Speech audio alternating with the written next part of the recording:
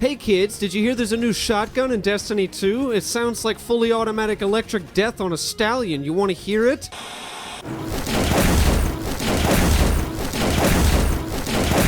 It's actually really cool, and if it sounds like I'm yelling into the microphone, it's because my ears are still ringing from the blast and I can't hear anything. Anyway, as I was saying, deafness aside, the lineage of the shotgun in video games can be traced all the way back to 1993 with Doom, and since then it's evolved into various different forms, some that are grotesque and disgusting, others that are beautiful and orgasmic, but none of them pack the same amount of oomph as the fourth Horseman. And if I'm being real here, I think that's just because this gun has a lot of lore behind it, and it's allegedly like the gun of guns, or a cabal killing machine, or whatever. I don't really care. It goes boom and it kills things. So to start things off, the fourth Horseman has an impact stat of 80, a range of 30, a stability at 50, a handling of 40, reload speed at 42, aim assistance at 39, zoom of 12, a recoil direction of 100, and a 4-round magazine, with the special trait called Thunderer, which increases the weapon's rate of fire. A quick look at the stats can tell you everything that you need to know about this gun, and that is that it is meant for extreme damage.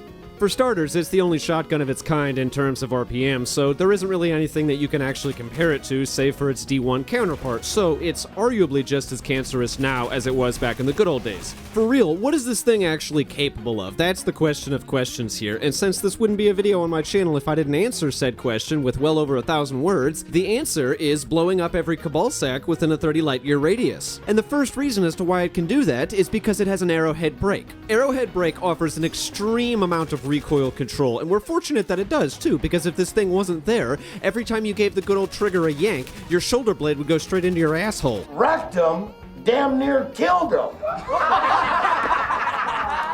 If you miss with this gun, then you legit just kind of suck, and, well, just good luck, because there isn't really a lot of hope left for you after that. Arrowhead brake offers a handling boost of 9 and a recoil reduction of 17, so if you miss, that is 100% on you. Next up is magazine, and let me tell you, this bad boy conserves ammunition the same way that a fat kid eats cake, and by that, I mean that it doesn't. It does not conserve ammunition at all, whatsoever. Horseman, by default, has a very small magazine, and rightly so, because overall damage output would break the game if you could fit any more than just 4 shells at a single time.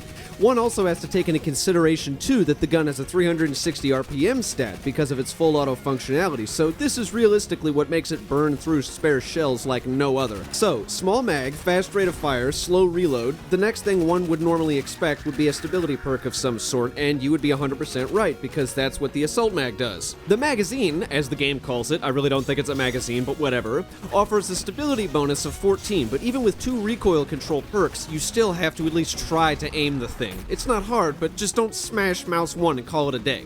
Overall, it's a good perk to have for a dick-wrecking shotgun like this one. And also, Sully asked me to read this, so I'm just gonna go ahead and read it. 4 rounds with each full reload and a base max of 16 extra shells, which can also be raised if you slot shotgun reserves onto your armor, which gives you an extra 4 shells. The rate of fire is also what drags the load time down to the damn ground, which might be the only real balancing mechanic that this gun has. Next up is a damage perk, and oh boy, is this the cake I mentioned earlier, let me tell you. As if it didn't already do enough damage, since it essentially hurls human-sized rounds that shatter dimensions every time they connect, Broadside increases the damage of each shot while you hold down the trigger, also increasing the spread as well. This is Bungie's way of telling you that if you're gonna take this out into any sort of instanced activity with you, to utilize the full auto function to its fullest potential.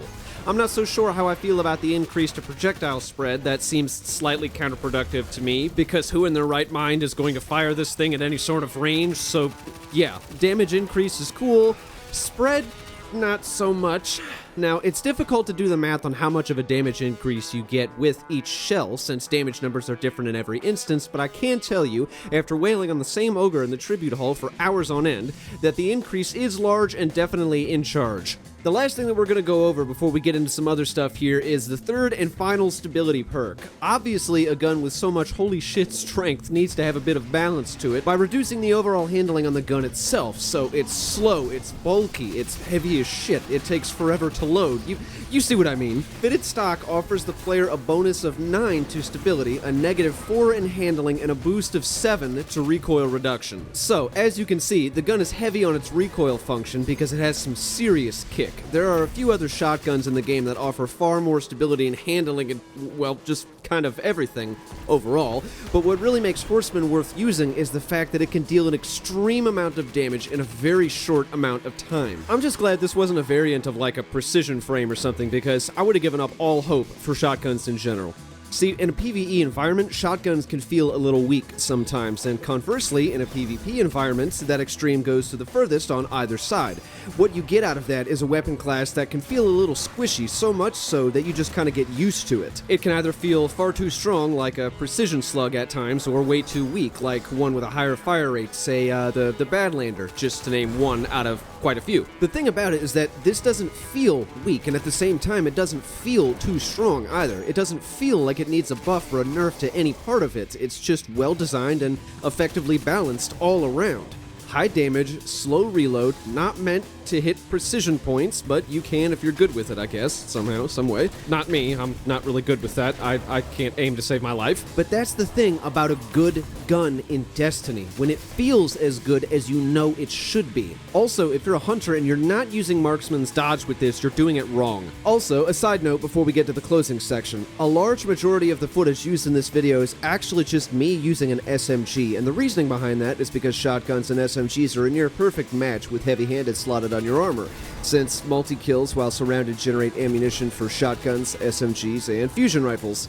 Right now, I can't think of a better way to actually go about using this gun, since you can't take the Recluse with you, which is a slight boner killer, but any other SMG or fusion rifle will do the trick and ensure that your gun is always loaded. Overall, this is a very well-rounded shotgun. It excels where it was designed to excel, and it doesn't tip the PvE balance, which is exceedingly healthy for the game right now in its current state, being about as fragile as I am half the time. It functions exactly as intended, no more, no less. If you don't have it, just go finish the quest. It is totally worth it. But that about sums up this review. This fantastic gun has made this slightly dismal season slightly better for me, because I can only farm so many tokens before I start vomiting and frothing at the mouth. However, that is a topic for next time. So, new videos every week. Don't forget to hit that like button if this video kept you entertained for longer than 30 seconds. Subscriptions are always welcome.